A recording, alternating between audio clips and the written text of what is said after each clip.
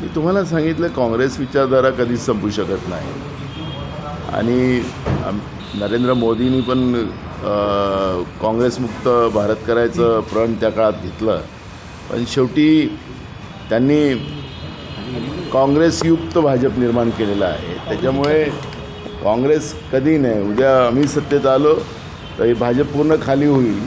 हे दऱ्या उचलणारे जे परंपरागत BJPचे लोक आहेत ते दऱ्याच उचलत राहतील अशी परिस्थिती आहे. भाजपमध्ये सुद्धा मोठा उद्रेक आहे कार्यकर्त्यांमध्ये. हो, प्रदेशाध्यक्षांचं अपयश असं म्हणत नाही का तुम्ही की आपला पक्ष बांधून ठेवू शकत नाही, ते आमदार सोडून चालले, त्यांच्या कार्यपद्धतीवरही प्रश्नचिन्ह उपस्थित केलं जात आहे?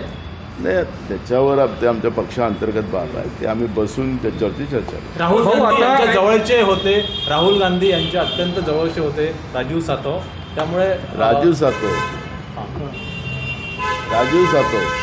हो, आता प्रज्ञा सातवच्या राजीनाम्यानंतर तुमचं विधान परिषदेमध्ये जे संख्याबळ आहे ते कमी होईल आणि त्यामुळे आता काँग्रेसला जे विरोधी पक्षनेतापद हवं होतं त्याच्यावर आता या राजीनाम्याचा परिणाम होईल.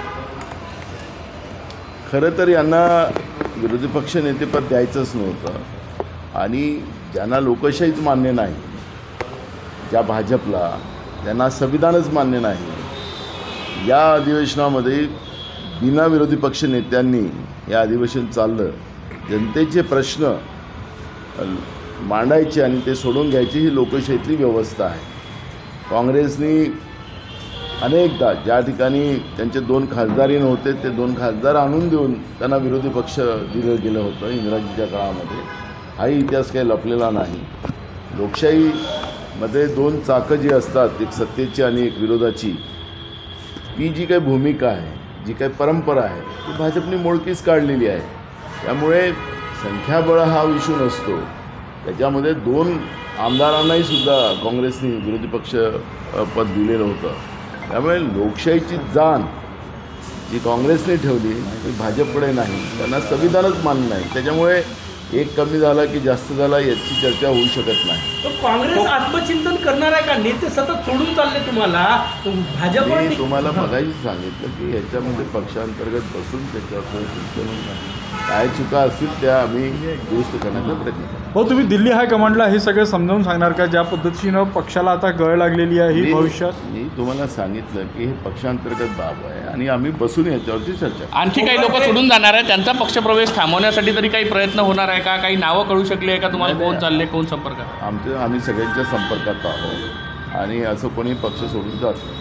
शिडकोमध्ये काही कंत्राटदारांना खुश करण्यासाठी जे आहे ते मोठा भ्रष्टाचार केला जाण्याची चर्चा आहे. शिडकोमध्ये काही कंत्राटदारांना खुश करण्यासाठी नियमाची मोडतोड करून जे आहे ते त्या ठिकाणी भ्रष्टाचार केला जातो. तुम्हाला महाराष्ट्रातलं असं एक डिपार्टमेंट नाही, एक सिंगल डिपार्टमेंट नाही.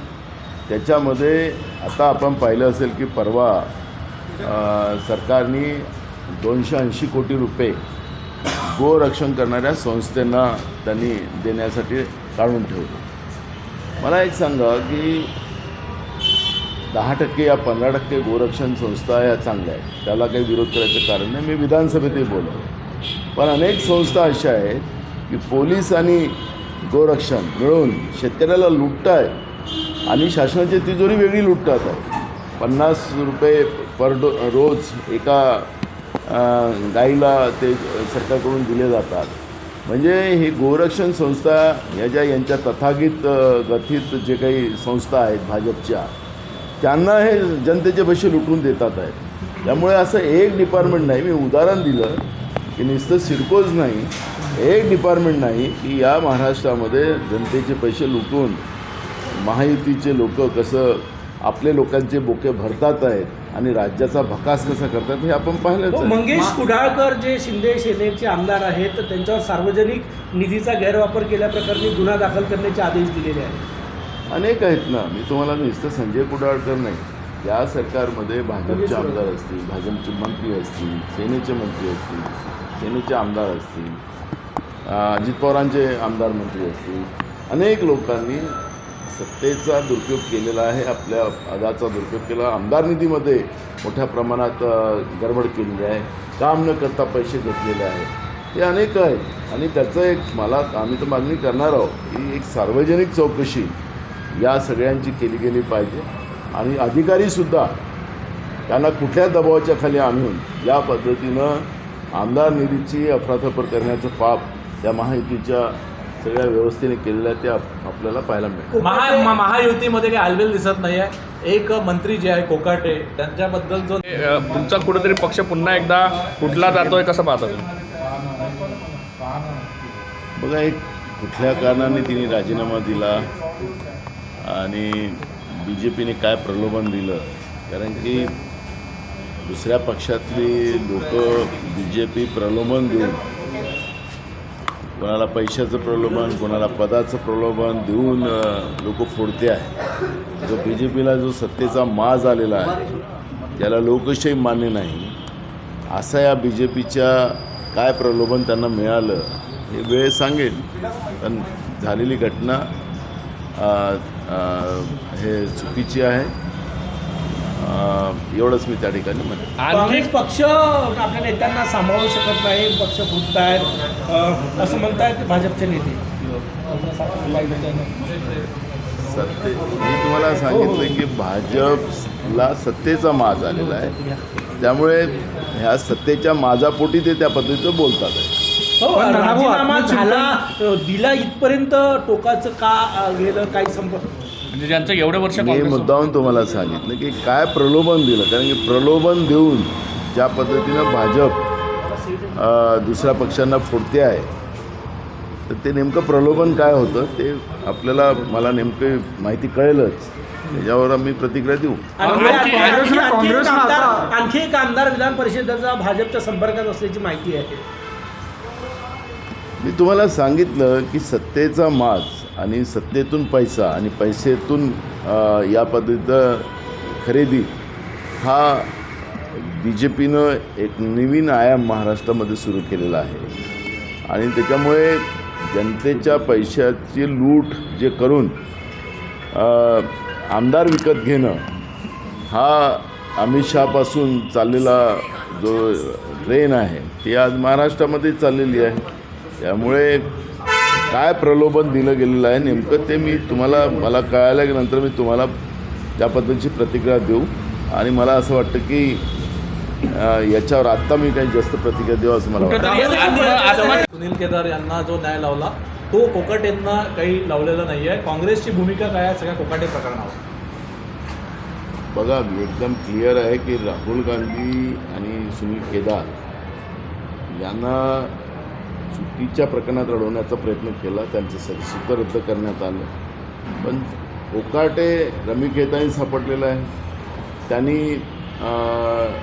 पदाचा दुरुपयोग करून घरकुलं म्हणजे ताब्यात घेतलेले होते.